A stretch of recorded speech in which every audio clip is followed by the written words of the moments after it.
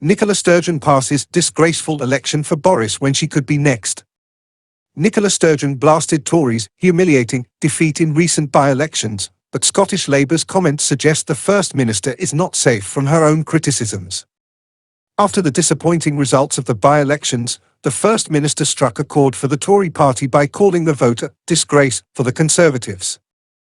Ms Sturge respected the MPs who ousted Boris Johnson when she suggested the Prime Minister had broken a law, which is undermining the position of government. However, Scottish policy warned the First Minister not to rush to celebrate as the SNP is facing continued support for their opposition as Ms Sturgeon to create a Scottish independence is in the process.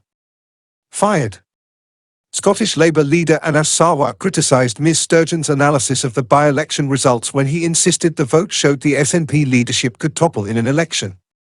Speaking to Scotland's The Daily Record, the First Minister said, "It was a monumental, massive and humiliating vote of no confidence for Boris Johnson. People could see it go 100 miles and it would send a very powerful message. Without Boris Johnson, who is impervious to his arrogance, it would be a very powerful message. For the Conservative Party, if they keep Boris Johnson, a Prime Minister who broke the law who has been deemed not telling the truth, if they keep him in office, then, in effect, all of them become complicit in this. If this is not a wake-up call to the Conservatives, it will only demonstrate that they do not have the interests of any part of the UK in mind or heart." The First Secretary focused his attacks on Mr Johnson when he called for the Tory leader to be stripped of his position as head of the Conservative government.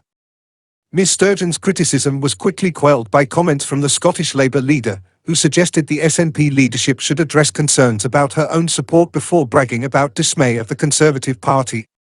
Speaking to LBC, Mr Sarwar celebrated the result and said, "I think everyone in Scotland can see that Labour is winning again and can win the next general election."